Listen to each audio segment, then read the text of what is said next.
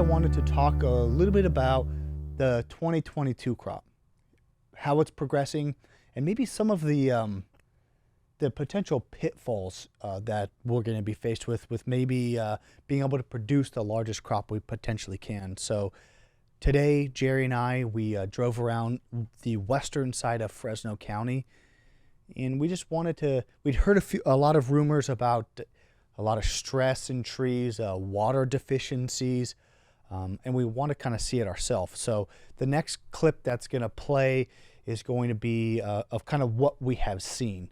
Maybe before we get into that, just a quick kind of recap of what the 2022 crop is believed to be at this point in time. So Land IQ has come out with a bearing acreage of 1,338,000 acres. And the objective estimate was 2.8 billion. That's just under 2,100 pounds per acre. I think the things that we're going to be faced with between now, which is June 27th, and the time we start to harvest, are going to be economics, higher input costs. Water is going to be one of them for a lot of people.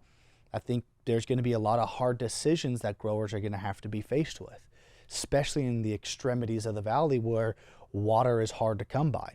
Good surface water potentially, bad groundwater, but the surface water is, again, in scarce supply, very expensive. Some people have made that hard decision to let some acres go, completely burn up. You'll see it in the next clip. So, and then we had that freeze in the northern part of the valley. So that's going to take a little bit out of this crop. Then there's going to be people whose wells have gone out, and they're going to be in line waiting to get their new well drilled. And I think really at the end of the day, it's how much of all of these external factors are built into a 2.8 crop. Are we going to be able to produce more than that? Or are we going to produce less? None of us know. But I think it's just interesting to highlight some of these issues and kind of show you what we've seen. So enjoy the next clip. Thank you. Have you seen anything like we're about to go look at before? I mean, on this, I'm sure you've seen it like small one-off pieces, but have you seen it like this? Not as bad as I did 2 weeks ago. Yeah. It's the worst I've seen it. And why? What is so bad about it? Jerry, so we are out here on the west side of the valley, kind of in the Fireball area. Fireball area. Can you explain kind of what we're looking at? Well, we're looking at an orchard that, for whatever reason, did not have enough water. Had to do with, could have been economics, like you were saying earlier. Right. Didn't want to pay the money for this orchard. Surface water quality probably isn't that good, and seemed like he's just letting it go. So, surface water in this area is probably over $2,000 an acre foot. Okay, groundwater in this area might not be the best quality, right? So a guy has a few options here, right? I mean, it's either I'm going to pay $2,000 an acre foot for my needs, or I'm going to kind of kill my trees anyways by pumping my bad groundwater. Do you bring your orchard back from that? What do you have to do? I guess whatever amendments it needs, you got to make sure you add them all back for next year. And if it's the water that's hurting them, you could better put on better water next year, or when you can. The problem is the guys out here don't have that luxury, right? I mean, they're just gonna take what they can get. Right. Yeah. They're up against it. They're the best ground in the world, but the most inconsistent water supply. So we're out here, Jerry, another location in Fireball. Western part of Fireball. Okay, so probably the extreme west of Mendota. And Fresno County, really. Fresno County. Right. How would you explain this orchard? Good, bad, ugly, kind of in the middle? I would say probably in the middle. I know they are watering today, but there are no wells out in this area. They get surface water, and I know they had a hard time getting surface water up here this year. So normally you'd be looking at an orchard like this and you'd be seeing kind of more of a canopy, right? More leaf growth. Leaf growth, yes. Right, more of a vegetative tree, but it looks like you can kind of see through the trees a little bit. Yeah, you can see right through them. Right, so it's normally this part of the valley would be highly productive if you had kind of no water hiccups, right? So probably not going to hit its full potential. Nope, not at all. It's probably not even, I don't know, about half of what it normally would produce. Right.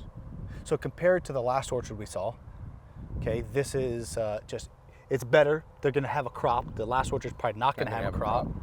But this is kind of maybe just a step up from worst case disaster, maybe a couple steps up from worst case disaster, but not very close to the average. Yeah, not the average. I haven't talked to them since his last water meeting, which was last week, is they were having trouble transferring water up here. There's no wells up here. Okay. So So where this are is we? all surface water. Different water districts have different rights, right? Different allocations, you know? So if you're one district that maybe isn't as favorable. Yeah, they're all different. Madera's different than Chowchilla, which is different than Merced and Turlock and Oakdale, and I think. Yeah. And then Fresno Irrigation District Right. is better than Madera, Chowchilla. Yeah. The trees are healthy. I mean, this is the first time we're standing in shade for the day. Yeah. So we're back out here. We're still on the west side of Fresno County, kind of Fireball area.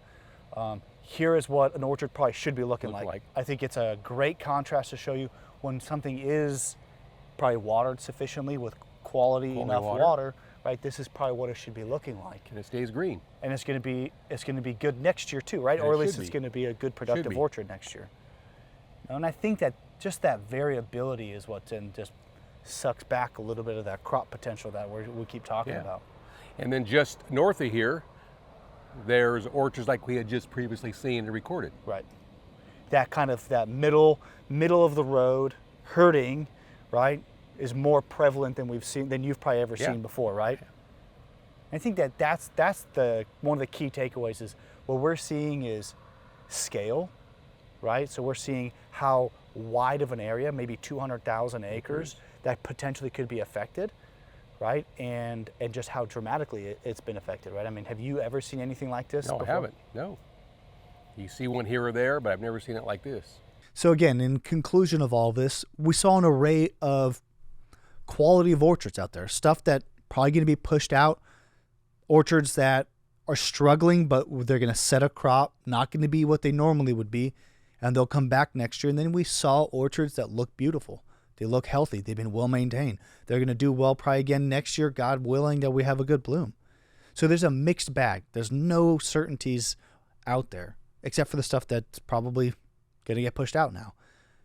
But again, I think it's about what is our potential? And can we make it if we're not firing on all cylinders? I guess we'll answer that in February this year or next year. So thank you very much. This has been Mike.